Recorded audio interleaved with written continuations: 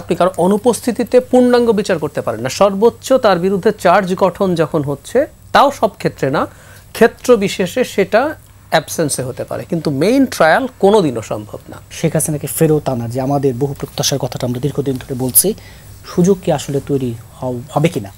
শেখ হাসিনা আসছে না, এটা ধরে নিয়ে আমরা বাকি আলোচনা করি। তার আগে যেটা বললেন, মানে আমরা সত্যিকার অর্থে একটা বিতর্ক তৈরি করে ফেলেছি। মৃত্যুদণ্ডের ব্যাপারটা নিয়ে আমরা ডিবেট করতে পারবো, কারণ সারা পৃথিবীর বিভিন্ন দেশে মৃত্যুদণ্ড আছে, এমনকি সকল সভ্য দেশেও মৃত্যুদণ্ড আছে।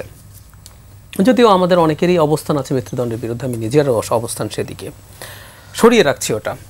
আমরা খুব গ্রস একটা আন্তর্জাতিক স্ট্যান্ডার্ড ভায়োলেট করেছি, বিশেষ করে এই ধরনের বিচারের ক্ষেত্রে। সেটা হচ্ছে ইন অ্যাবসেন্সিয়া বা কারো অনুপস্থিতিতে বিচার।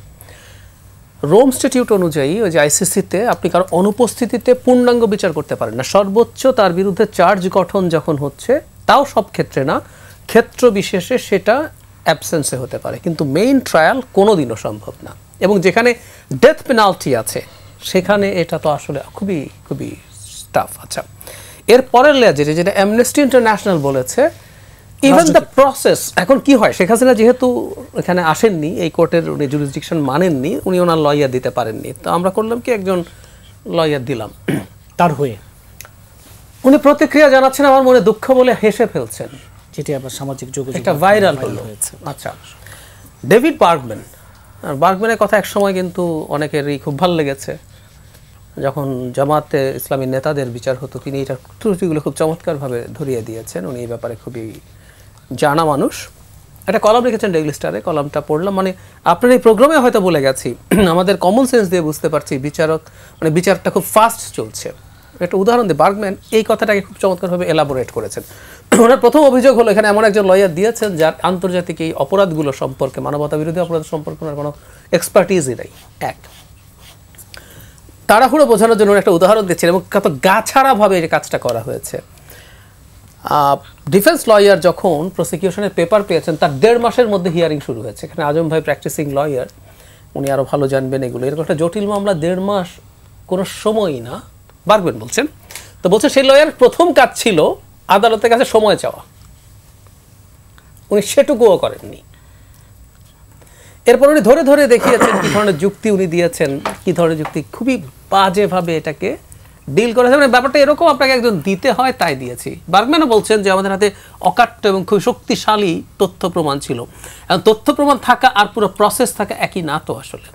আমরা শেখ হাসিনার বিচার করতে যাচ্ছি, ইন অ্যাবসেন্সিয়া বিচার করতে যাচ্ছি। এমনকি জাতিসংঘের যে মানবাধিকার হাই কমিশন, তাদের রিপোর্টেও কিন্তু ইন অ্যাবসেন্সিয়া বিচারের বিরুদ্ধে কথা বলেছে।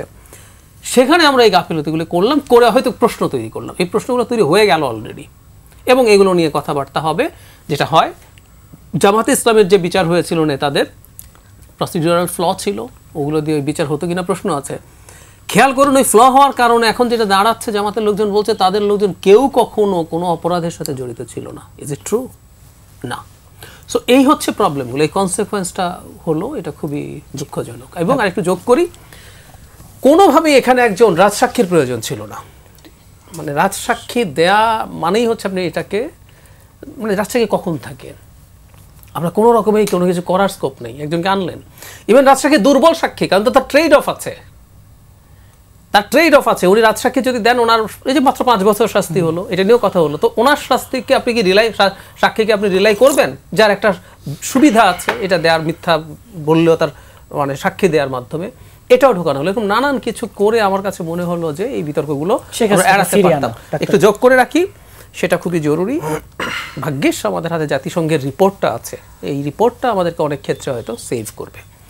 না, শেখ হাসিনা ফিরছেন না, কোনো সম্ভাবনা নাই। শেখ হাসিনা ফেরার কারণ নাই। মানে ভারতকে এরকম স্লেভের মতো সার্ভ করা একজনকে ভারত ফেরাতে পারে না। এবং শেখ হাসিনার ব্যাপারে কিন্তু সবাই একমত, ভারতের দল মত নির্বিশেষে তাকে ফেরানো যাবে না। তাহলে আপনি তো ভবিষ্যতে আরেকজন এরকম স্লেভ খুঁজে পাবেন না।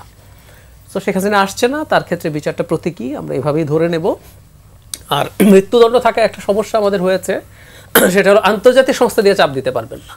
যদিও ভারত সেটা শুনতো না, কিন্তু মৃত্যুদণ্ড যদি না থাকতো, জাতিসংঘ বা পশ্চিমাদেরকে দিয়ে একটা সুযোগ তৈরি হলো না। ভারত নিজে পারবে না, কারণ ভারত নিজে মৃত্যুদণ্ড আছে। আমি বলছি মৃত্যুদণ্ড ঢাকায় আন্তর্জাতিক, হ্যাঁ, তখন সে ওইটাকে শেখ হাসিনা বলবে আমাকে তো মৃত্যুদণ্ড দেবে। একটা যোগ করি, শেখ মুজিবুর রহমান হত্যার কয়েকজন আসামিকে তো ফেরত আনা যায় নাই, প্রধান কারণ কানাডাতেও আছে, প্রধান কারণ এটা যে তোমার দেশে মৃত্যুদণ্ড আছে, আমি পাঠাবো না।